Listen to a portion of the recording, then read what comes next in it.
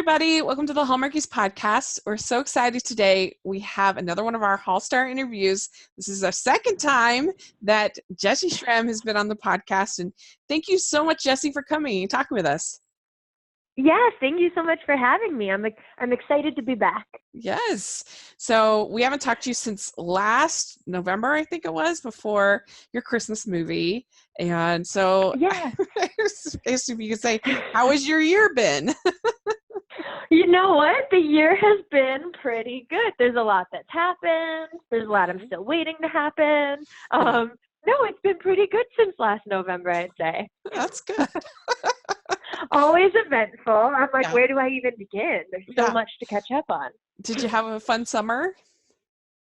Yeah, you know what? The summer was great. Half of the summer was spent filming, which is always super fun. Yeah. But, I feel like I started the first half of the summer completely feeling like, back when you were a kid and it actually felt like summer because your schedule was clear. So I totally went into totally went into relaxation mode. And then it was quite the opposite, but even more fun than relaxation. So yeah, I was talking about that with a friend of mine yesterday that kids, they have it so good. Like, seriously. I know. They get all their meals and they don't even know. made for them. They get driven everywhere. they get the whole exactly. I mean, come on. They get to take naps when they come home from school. Right. And then somebody wakes them up and feeds them. Yeah. People are literally mad at them when they don't take naps. How great would that be? I know. It's a thing. I mean, I was taking naps in high school too, so I don't know if that was too old, but your body's growing, right? So you have all this understanding that school must be hard, but nobody is like, oh, work must be hard. You deserve a nap. Let me wake you up with like a snack. Right. Nobody does. Well, nobody does that for me, at least. Maybe sometimes, but if you get a great nap as an adult, it's like, wow. It's like Christmas. I mean, it's the best day of your life. It changes everything. I actually, talking about work, because we'll have really long days and, whenever lunch comes around, you have a whole nother half of the day. So if you're working every day during that time, you get a half an hour, and I always nap. All the other actors are like, bye, Jessy, we'll see you later. And they know that I just go pass out in my trailer. Yeah. And then I come back, and when I don't get it, the rest of the day isn't fun for anybody. Yeah. I mean, honestly, it's not bad, but it's not good for me. Yeah, but that's the way to do it, though. They say you never want to take too long a nap. 20 minutes to 30, that length is perfect. Yes, anything more is disorienting. Yeah, it'll make you groggy and kind of, you won't be able to sleep as well at night, but a 20-minute power nap is perfect. That's the dream. That's my coffee, because I don't drink coffee, so I use naps as my coffee. I mean, it doesn't lift me up as much, but it at least gives me some energy. Well, that's good. Did you get to take any trips or do anything fun, or were you just working all summer? Oh, you know what? I feel like I'm always taking random little adventure trips, but recently I'm super excited because on my bucket list or my to-do list since moving to California has always been learn to surf. Oh. And I've gone maybe here or there. I'm scared of water. I'm not the best swimmer, but I'm super stoked about the things that I'm scared of. Yeah. So recently we've been surfing almost, I say surfing, attempting to surf every weekend. Yeah. I'm in the water. I've got the board. I've got my wetsuit on. And so I've been surfing, which has been the super fun thing of this summer. You should tell Hallmark. That way you can be ready to go for a summer nights movie, right? Yeah, summer nights movie. I mean, it's perfect. Yes. You can get to meet some cute surf instructor and help you get over your fear of water, and boom, perfect movie. Exactly. He teaches me you follow your intuition with the wave. There's so many lessons you can learn from surf. I mean, that's how you end up with I'm going to pitch this. Yes. See, this is how you end up with a paid trip to Bali or Fiji or something like that. I know. Well, I always see this. I always see them they're going to Bali and they're going to Ireland and the safaris. And by the way, I'm not complaining. I'm just oh my gosh, yeah, I get to do one. And I'm where are we going? And they're Sudbury, Ontario. Yeah. Sudbury, every place you go can be great, but like when it's compared to some of the locations, you're like, okay, guys. Right. No, but it's not complaining, just saying, I've never been to Bali, so that would be kind of nice. Well, there is nothing that I love more than the ocean. I don't know why I live in Utah sometimes because there's no ocean, but I love the Utah's ocean. beautiful. It is beautiful, but no ocean, and I love the ocean. Yeah. And one time when I was in Hawaii, this was years ago, I got to take surfing lessons, and it's a great sport because like a lot of sports, like you have to be relatively competent in it to have fun. The learning curve is Right. not fun, and then it's fun. But surfing, you can just be like riding the wave on your belly, super fun. It's like I've almost liked boogie boarding more because I don't need to stand up, so I don't need to work as hard. Like I will say, but you have to love the water, because I will say some people will go against you on that, because the first thing you learn about like trying to surf is it's not even you don't even think about getting on the board. You need to think about getting out to where the waves are first. Yeah, that's true. And the process of that is the thing that weeds out the ones that really want to be in the water or not.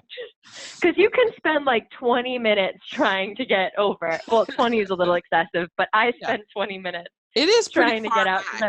You really do. Yes, and you learn never put your board sideways. So anybody listening to this, never put your board sideways when you're trying to get out to the wave. Rule number 1. Because it just smacks right back at you. Yeah, I love being in the water, so that's not a challenge for me. There's nothing I love more than I'm actually an open water swimmer, and I've done this year. Wow. I finished my 13th open water mile swim, and oh my gosh, congratulations. Thank you. That's amazing. And I love it. It's just I love just being out in nature, and I have a lot of problem with I kind of walk flat-footed, so I get a lot of feet pain. Okay. So something like hiking is not fun for me, and so that's why I've always loved being in the water, and I would just always pick open water over pool any day. It's just 100%. Yeah. So. I feel like I would have a hard time, like if you took me on a boat in the middle of like, an ocean or something, and then you're like, oh, you get to jump off, have so much fun. Like that to me would not, well, who knows? I haven't done it, but like that to me doesn't feel so fun, but like being able to touch the sand and have it close by is super fun. Yeah. It just takes some getting used to, some practice, but I don't know. That's a good point. I love it. And I hadn't done it the year before. I hadn't done a race, and I really regretted it. So this year I was like, I don't know, I've been so busy with the podcast. I've hardly had any time to train, but like, who cares? I'm just going to go do it. And I was it's really so worth it. But it was really fun. But that's the thing too, is like, I guess, are you in it to win it, or are you in it to win it through your, like, that's so corny, through your spirit? Like, that's so corny. But it's true. Do you just want to do it and be involved, or like you really gunning for that medal? Right. Yeah. It's fun to it's the weirdest thing about being in the water. It's a total tangent, but the weirdest thing about being in an open water swim is that you feel like you're on like this swim treadmill, and you're just not making any progress. It's weird because of the currents and things, right? Yeah, and you can get so close up, and you just feel like, oh my gosh, I'm never going to get there. And so there's something about that. I always feel like when I do it, I learn about myself and I learn about life, because it's like you just got to keep going and going, and then when you kind of finally hit that buoy and you finished, it's like, yes, woohoo! Yes, you learn, because so many thoughts go through your mind, and so many different, you have so many different choices on how to go about it, and you learn about yourself. Yeah.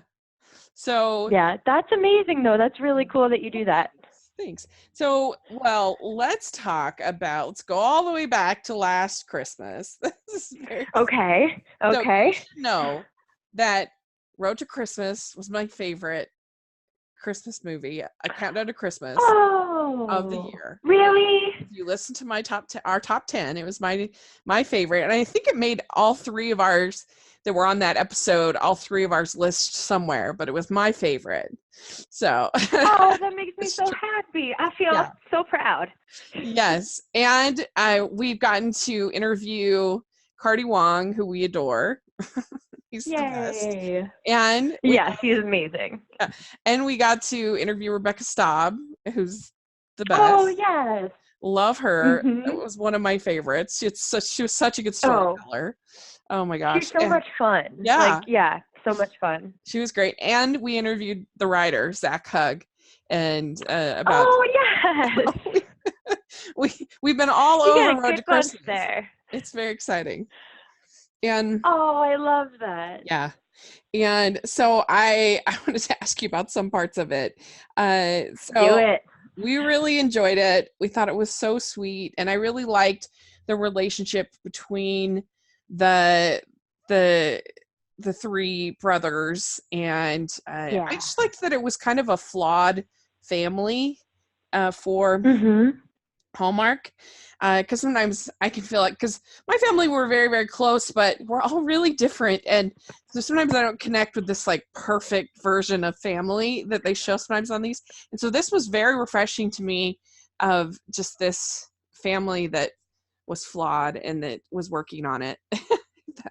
Like I like, Right, because it is that thing of like we all have our reasons, and it doesn't even need to be a bad thing, but like we all don't always want to go home for Christmas. You're yeah, not always in the mood, or yeah, you always love when you do and good things come out of it. But it's like, yeah, I there was that element of we don't normally spend it together, and this is why, and the yeah, protection that they had for each other, and the different wounds that they had, and the reasons why. yeah, And really all it took was like better communication and some egging on, and yeah. like proving that it could be a great new experience.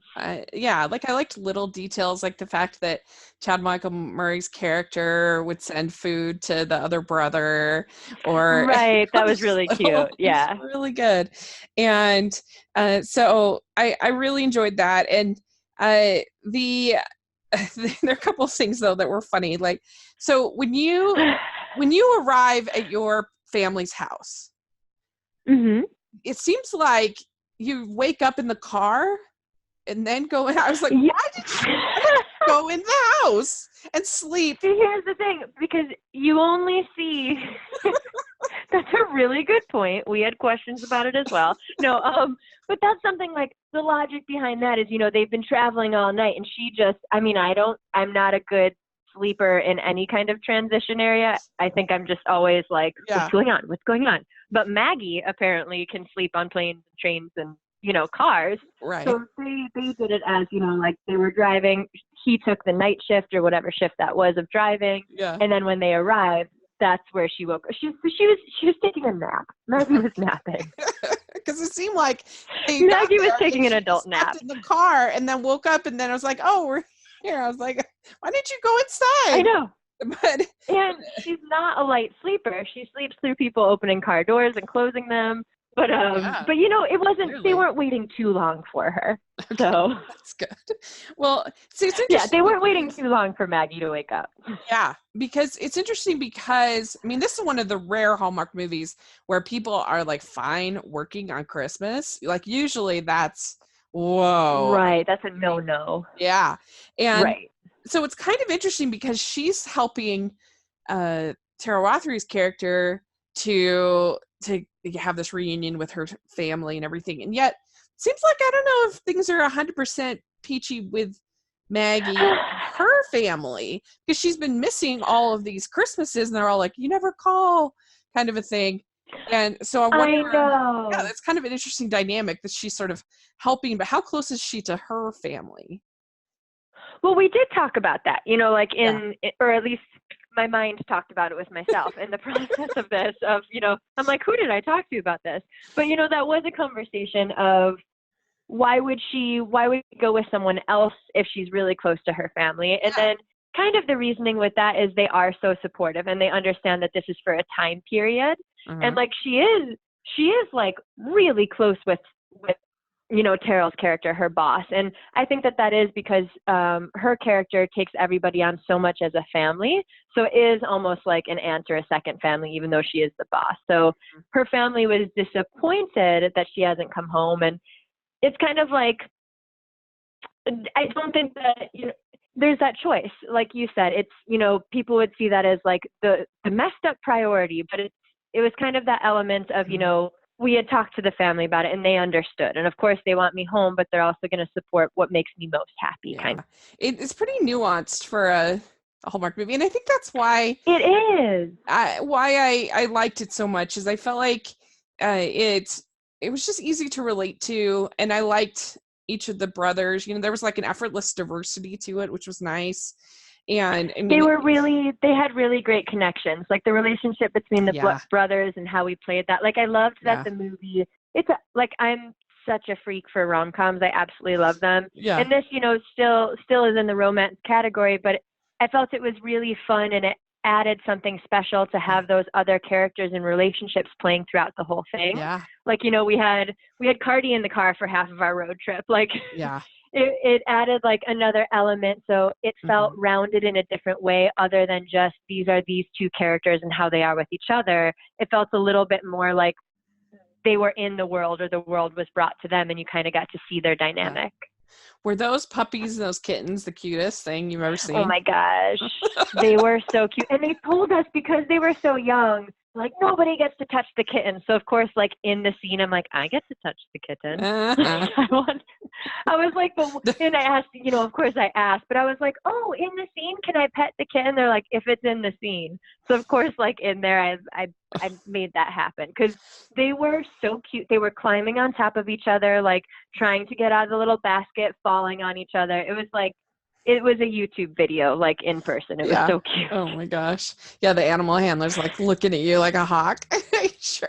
I know. And then we had all the dogs and they all had their own personalities. Like and they all have their own dog handlers too. So if you have 8 dogs, you have 8 people with them as well. So it just, I always love when we have animals in scenes because sometimes it can make it tricky with the edit and, are they going to act appropriately, these animals, when animals are there? Because it just, even though it can make people more anxious of if we're going to get the shot, I feel like it, for the most part, calms everybody. Mm-hmm.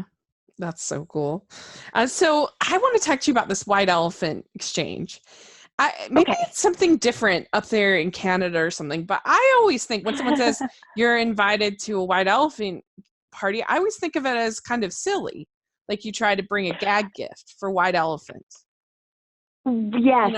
My family plays it too, and we have the rule of you either re-gift something from your house or, you use something under like $5 or $10.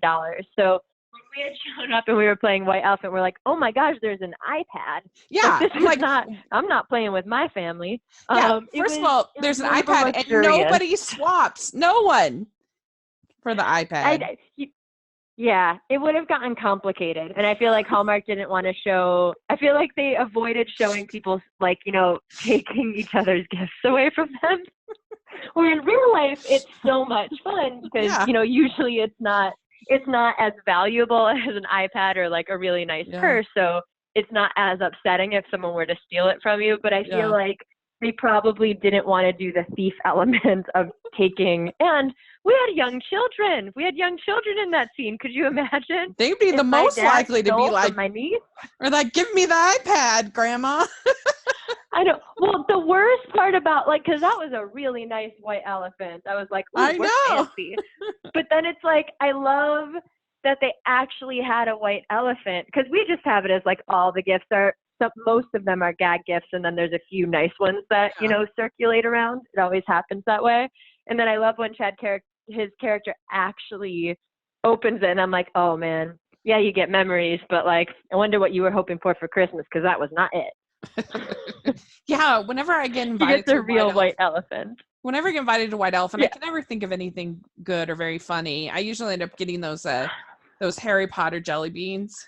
You know those? Oh, right. Yeah, that's a great idea. See, when I go, my friends Garrett and Danny always hold a white elephant, and like we have like this ongoing gift that always comes back, and it's become like the piece of our friend group. It has to come back every year. But Right. I always think I'm doing like a really clever gift.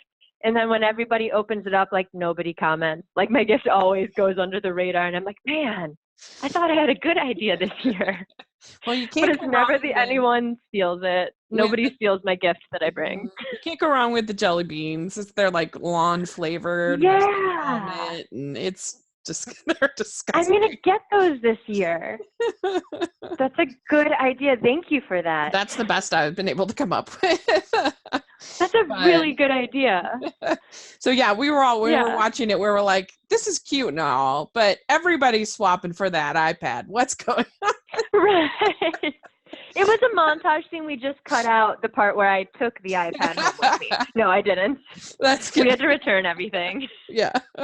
Yeah, and then that whole little like snow carnival contest thing, that must have been fun. Oh, yeah. Doing the snowman and then all the different, little.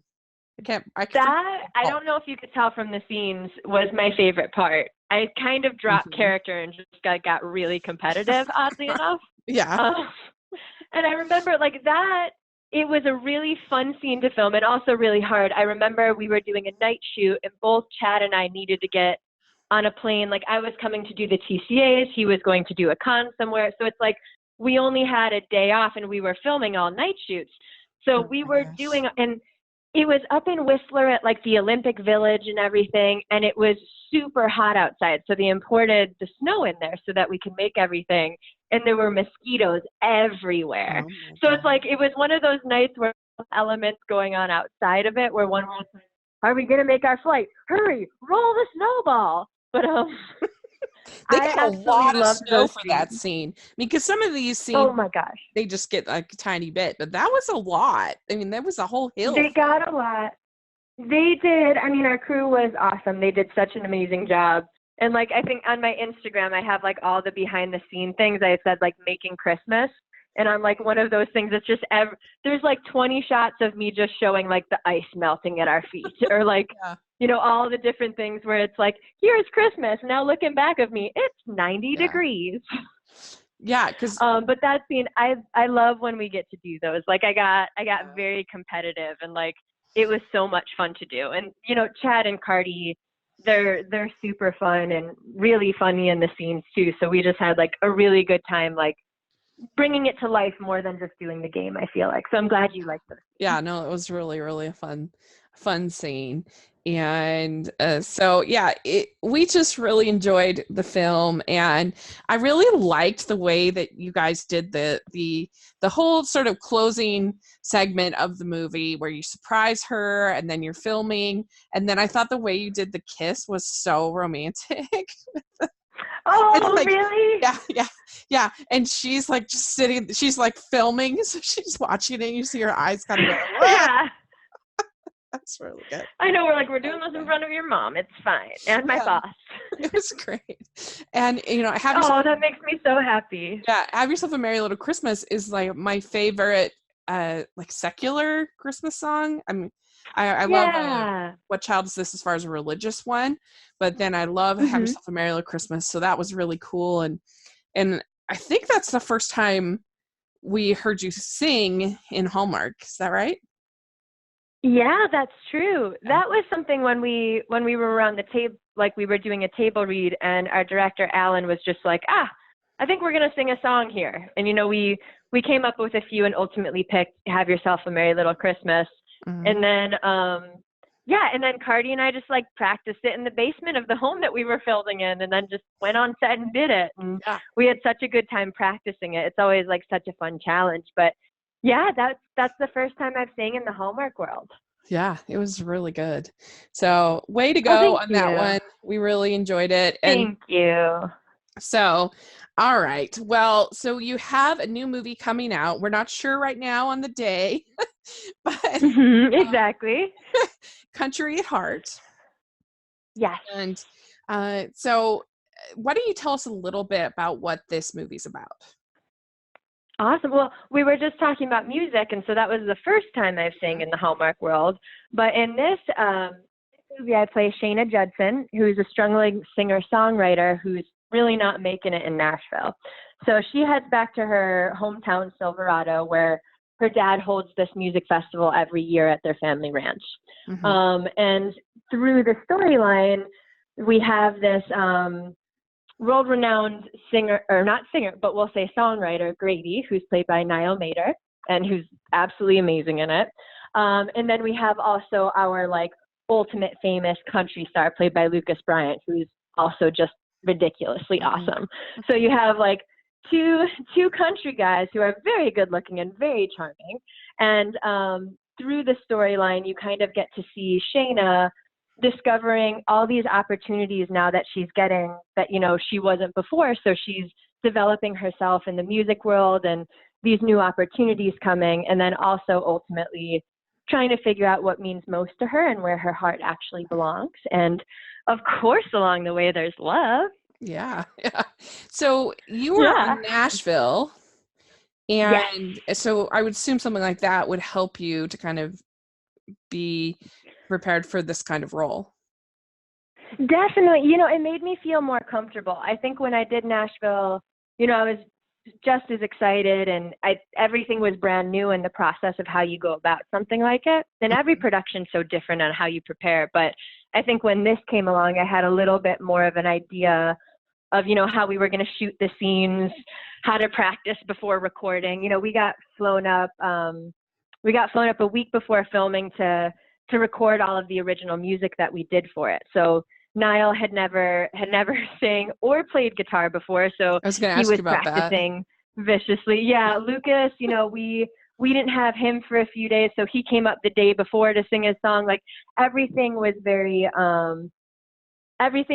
just like sprung on us, but we came out with a really, like, we are so proud of kind of what we accomplished. And like I said, Niall never having done music before, like he's turned out to be this awesome country artist. Wow. And we all got to, you know, we had so much fun with the music. We would just be practicing with each other on set, and we all played our instruments and sang our own songs. So it was super fun. And yeah, Nashville did kind of like prepare me on understanding more how the music element in a show goes. And having been in Nashville for filming, like I understood what Shayna Judson was going through. Right. Yeah. Well, that makes me really excited because I became, not that I was ever not a fan of Niall Mater, but I became a fan last year with Christmas Pen Pals, his movie on Lifetime. That movie was so good. I highly recommend it. Watching it this Christmas. It was so good. Okay. And Cardi Wong's in that as well. Oh my gosh. It was so, I just loved it. It was so good. And but anyway, so he can be quite, I'm like, what can the man do at all? Like evidently now he's singing. Like what's going on? Yeah, he can. The answer is yes. The answer is yes. If you want him to do something, he will do it, and he will do it amazingly. Yeah. So did you grow up a big country music fan? Was that something that you yeah, you know, when I was younger, I always tended to go towards folk, and you know, I loved like Jewel and Linda Ronstadt, and so I've always loved, maybe not so much like I'm not even gonna say hardcore country because I absolutely love that now, but you know, like my dad would listen to George Strait, I would listen to Shania Twain. Right. So it's like I was more kind of like the pop country, and as I've grown older, it's still country and folk is my favorite line of what I like to listen to. Yeah. Well, so it was super fun. And country music's America's music. I mean, it was I didn't understand country music until I went to go do a movie called Smile as Big as the Moon, and we were filming in Alabama at Space Camp. And I had to drive from, now I'm forgetting where Space Camp is, but Space Camp to Birmingham. And it wasn't until I was like going through all, you know, like driving from city to city, and all of the leaves were turning and the country music was on, and I was like, oh my gosh, I get country music now.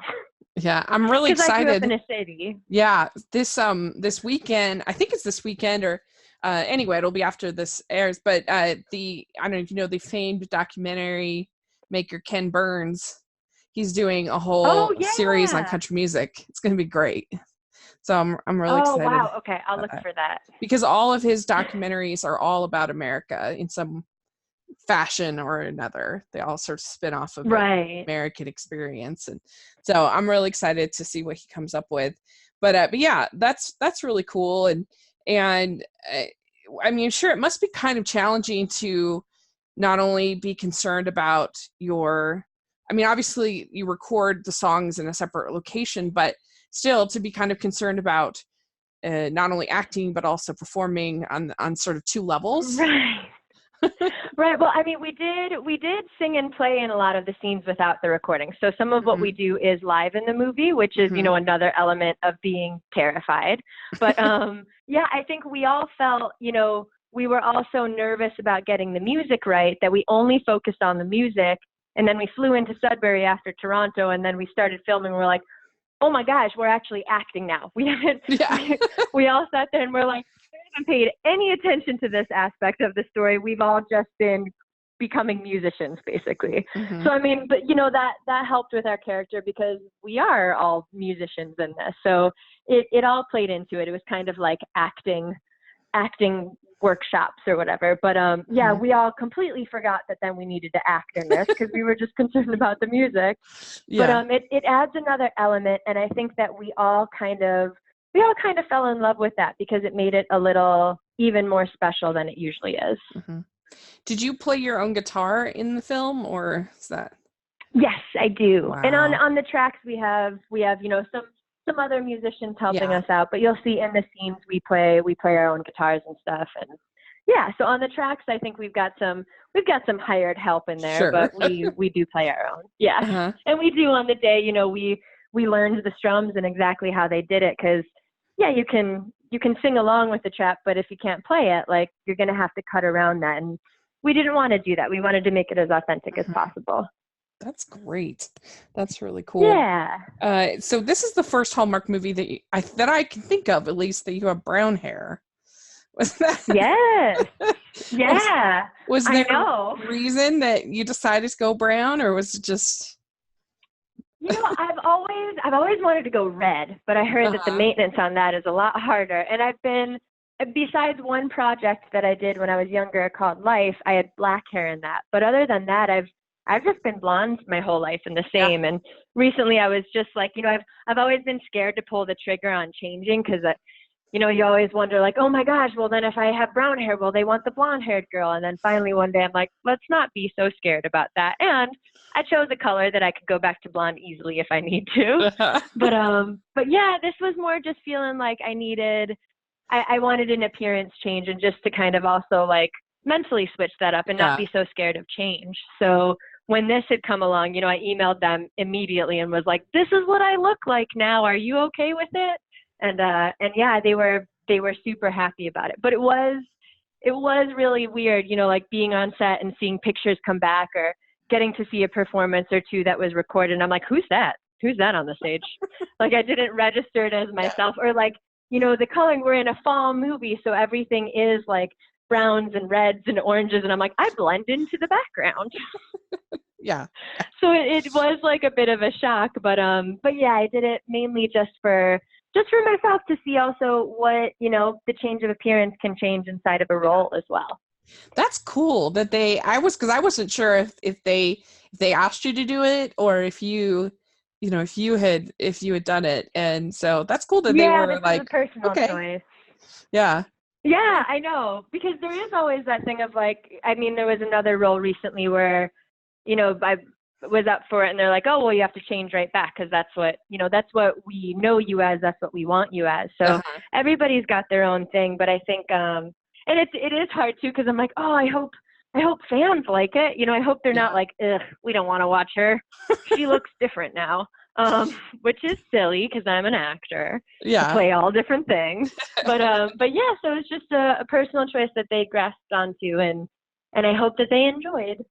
Oh, I think so. And at least everybody can be glad that it's not a wig, because Hallmark, their wig success is not the great. Oh, really? Not my favorite. Okay, I haven't seen many wigs. I've seen lots of hair pieces because I've had to use them as well. But I haven't seen many wigs, and I'm always scared of wigs. Everybody's like, oh, well, you can just get a wig. I'm like, I don't mess around with that. I do not mess around. Yeah. Yeah, recently, I mean, in Aurora Tea Garden, they had her. I'm like, why did you have her in a wig? She has perfectly like, Really? it's not like it's a period piece where you need a particular kind of hair. She's just a normal human. Why? I don't know. It looked She horrible. might have dyed her hair and we just don't know it, you know? It looks so bad. But that's just my opinion. Maybe other people liked it. But anyway, so Right. this is going to be Sometimes fun. they add more volume. You know, the volume is what you want in a wig. Yeah. So in this movie, so Niall Mater's like up and coming, and the Lucas Bryant character's Um, like an older, more established let's musician. see. Well, no, you know what? I'm trying to think of like how much of the storyline I give you in it, but I Right. think it's pretty well mapped out. Niall Mater and Lucas Bryant used to be friends, and they wrote songs together, and like Mm-hmm. they started together basically. They were on the rise together, and Okay. along the way, something happened that will be revealed, but something happened that kind of ruins their friendship and professional work life. So in the story, Niall is being called to help Lucas on his, well, I guess I should speak in character terms. Grady is being called to help Duke Sterling, the country star, revamp his album because they really want what they used to do. So they're sitting Mm. there and they're being forced to work with each other through the record album, and neither of them is into it. So when Grady comes to town, he hears me sing at a little place called Jenny's Place, and he's impressed by me. And we realize that we work really well together. He's really great with lyrics. I'm really good with the music. So we Nice. start writing a song for Dirk Sterling. And then, you know, that's where it all gets caught up. And there's this light competition between the two because they have their Oh. history. And then now as well, you know, I'm going to call myself beautiful, but there's a beautiful girl in the mix. And I always say the handsome boys. I got to give myself Yeah. a title too. Yeah. But you know, so they have a new singer-songwriter in the mix, and they're both trying to figure out their status there. So I'm it's excited. there's competition.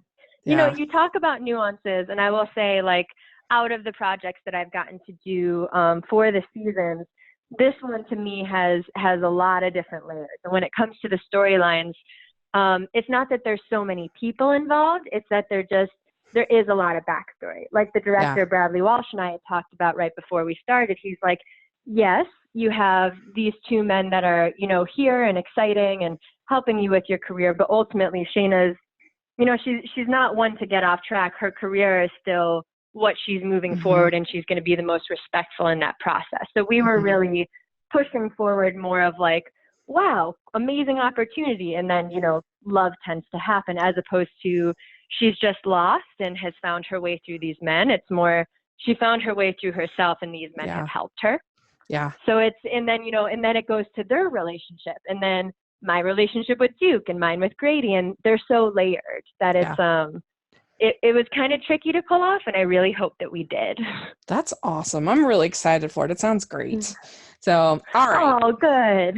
Well, we like to end our interviews with some silly questions. We Yes. call them the Teen Beat questions because Amber found Okay. them in an old issue of Teen Beat. I don't know if you ever got Teen Beat. Oh gosh, But I used to take, like, I think Chad Michael Murray, I yeah, think, was on oh my yeah, wall at one point from Team Beat. for For sure. sure. I told him that. I'm like, this isn't awkward, but you were on my wall. All right. Promise I won't make this awkward. All right. So first question, what is the best ice cream flavor? Ooh, vanilla. Yeah. Oh, it's classic. I mean, 5 flavors went through my mind, and vanilla always stands out as my, you know, it's not just a safe choice, it's the rich choice. It's good. There we go. Good. Okay. What is your favorite color? Blue. Great. Okay. What music are you into right now? Oh, I've just gotten into the High Women, Oh. which is like it's for country women. I mean, they pull together everybody, but it's a group of women in country music coming together, and, you know, kind of like the Dixie Chicks, but Uh-huh. kind of empowering the females in the country music Oh. world right now. It's Maren Morris is part of it. It's really awesome. Oh, that sounds good. That sounds really good. Yeah. Okay. What is your go-to date night food on your ideal date? Oh gosh. Oh, on my ideal date, or like what I actually do for date night? Is this like Either or. is this like date night in or date night going out? Like I need more specifics. Okay. Going out. Ooh, you know what? I don't know why this just came to mind, but I would go for more like Thai food or something like Okay. that, or like a stir fry bowl or something like that. I imagine like the ambiance of like a Thai restaurant or something. That's a good choice. Okay, so what Yeah. is your go-to Not date the night? best if you want to like kiss them afterwards, but Yeah, if you've been dating the person for a while, I'm gonna say Thai food. maybe you can take like a mint with you. It'll be good. Right. Yeah. If it's a first date, like that's more like let's just I'm gonna go for a salmon plate. Okay, so Yeah. what is your go-to date night activity? Oh, I love activities. So like Uh-huh. my favorite date night activity is going to like the arcade. I Oh, really nice. like arcade games and stuff like that. I'm Yeah, super like I like doing things. So the yeah. arcade or like bowling or something, super fun. Mm-hmm. That sounds fun. Okay, good. All Yeah, right. don't just like bring me to a bar. Like I don't like to just sit there. Like we gotta play Yeah, darts then. yeah, right. So you're pretty competitive, you said. Yeah, I am. Stuff. That's good. Okay. I So wish I couldn't admit that so easily, but I am. yeah. Same with my family. We're all pretty competitive. Yeah. So, dogs or cats? Cats. Okay, good. We need more cat movies in Hallmark. The dogs I think definitely. so. Yeah. So all right, beaches or mountains? Ooh, that's hard right now.